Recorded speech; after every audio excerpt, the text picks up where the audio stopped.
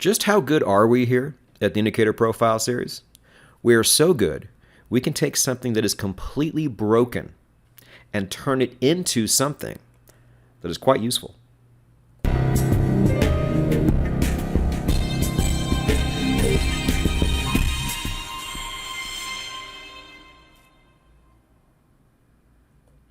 You know, I say we, I can't take any credit for this one. This is all Dan over at Stonehill Forex and his team of coders that really turned the XMA, which is not only useless but faulty at its core, and turned it into something that I think has a lot of utility. Stick around for that. But first, if you're new, welcome. This is the #1 indicator channel in all of YouTube.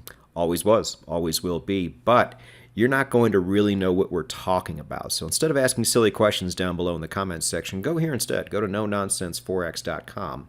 It's a website. Read the first page of that website. Watch the first video. Get caught up. This is an entirely new system, and you need to learn it.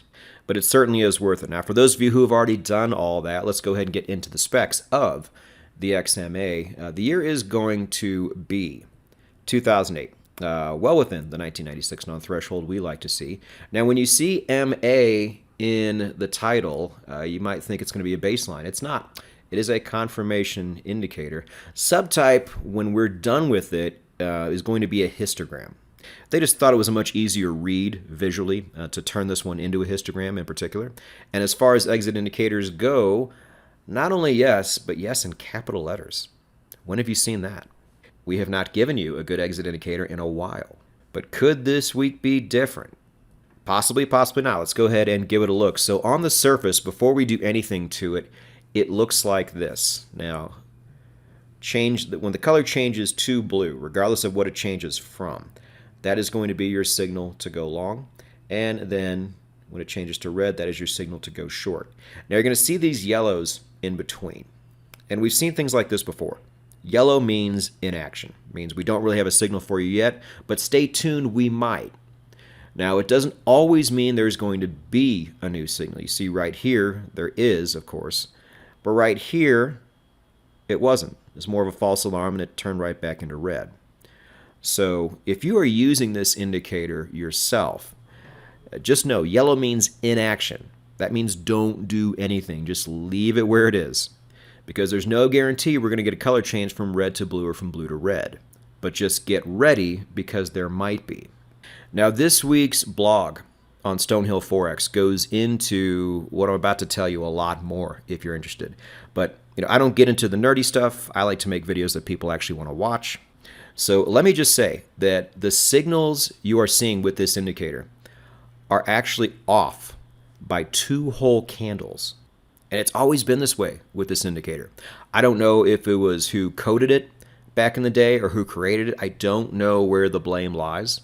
But I personally would not want to use an indicator that is faulty so much that it's 2 candles off. That's crazy. So after some rejiggering and remodifying, the XMA, our version of it at least, now looks like this. Same situation on the signals, only now they're down here. If you get that change from red to blue, that is going to be a long signal. Yellow to blue, also a long signal. But red to yellow or blue to yellow do nothing, but just get ready, because there might be a new signal in place. Not always, of course, as we see right here.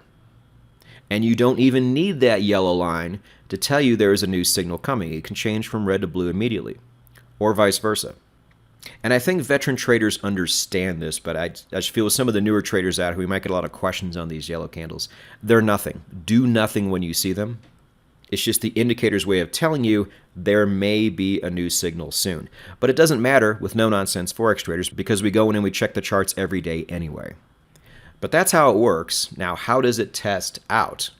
Let's take a look. But before we do that, understand, the only thing that matters is how this performs in your system, not how it performs on this video. So take everything we show you. Indicators wouldn't make it to this stage if they weren't all worth testing, regardless of what you see. Remember that. But down below, also, if you're confused on anything, we got so many links for you. Got a link to my automation blog that shows you how to test this yourself on the MT4 strategy tester. If you've never done this before, you're going to need to know how to do that. And there is an embedded video on this blog right here. Also, you're going to get a link to the blog, which shows all the really cool nerdy stuff that I don't show you here. It shows the tweak settings, which we don't show here. You are always going to need to go to that blog at some point. Another place you can always go if you want is to Dan Stone's YouTube channel, where he actually shows this indicator moving in real time, shows you a couple other things that I don't show you. So it's a good supplementary video to go to after you've watched this one. You will also get an email address specifically made for sending requests for us to profile indicators on this show. We've already done about 4, maybe 5, and they've all been very good, so thank you for that. But if you want to show one yourself, we will review it, and if it makes the show, it makes the show. And the most popular place in all of the World Wide Web, it is the indicator library, where you can go download this indicator and every indicator we have profiled here on the Indicator Profile Series. Let's go ahead and take a look at things with the XMA, starting with the euro dollar. So, mediocre results at best. As far as indicators we profile here, probably below that. Not much going on here on the 4-hour. A healthy amount of trades, solid win-loss ratio for Forex, but just not cranking out the ROI we typically want. Again, you should absolutely test this, but so far, we're not off to the start that we've been seeing in previous weeks. Let's see if we do any better in gold. Now we do. A couple things to note. Still really no great action on the 4-hour and a lot of trades.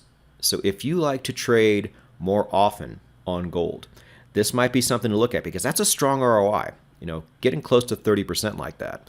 Especially as I've said in previous episodes, we had 3 months where gold just tore us up. And that's like a quarter of the year. So in a 1-year span, if this thing is still cranking out near 30%, this is something you might want to test. Over to the S&P, and really not great results here. If I saw 4.25%, I would debate testing it or not. I probably still would. You always still should. But the amount of trades actually didn't change, and it's a lot of trades too. So if you like to really actively trade this thing, maybe this could be something for you, but this is one of the least exciting S&P indicators we've shown you probably in a while. Let's finish off with Bitcoin. And this is kind of what we've seen with Bitcoin lately. I have always felt like, based on what we've seen amazing moves, big retracements. We just got done seeing a nice big retracement. We're still getting results like this. I don't know what to make of it, really. I will say that if you like trading Bitcoin a lot, again, this is a fast indicator on most pairs. But if you stop the video here, I think you've made a mistake because, as I said before, the gold to me is not the XMA as a confirmation indicator. I said the fact that we took this off of the scrap heap and made it into anything is pretty remarkable. We made it into a decent confirmation indicator, at least good enough to profile here, even though the results, as far as all the indicators we've done, were in probably the bottom 5th, bottom 6th. The real gold here for me, and where I will be testing this a lot, is as an exit indicator. I slowed it down a bit, and I toyed around with it in my system, and I really like what I'm seeing. Again, your results may vary. I'm far from testing this all the way. I've been doing mostly tax stuff this past week. And if this does become my new exit indicator, I am not going to tell you, because I don't tell you what's in my algorithm. But just know, I'm excited to test this thing all the way as an exit indie because I think there is potential there. So I hope you've enjoyed this episode. We have everything for you on this channel. Like and subscribe, hit the bell, because we have the Trading Psychology podcast every other Monday, Indicator Profile Series every other Wednesday, blog sometimes on Thursdays. There will be a blog tomorrow. Get ready for that. And then every week we have the 10-Minute Contrarian Investing podcast. As the world becomes more and more expensive, the importance of being better and better as a trader and an investor only gets higher and higher. Subscribe to the channel that has your back on all fronts, and go get it.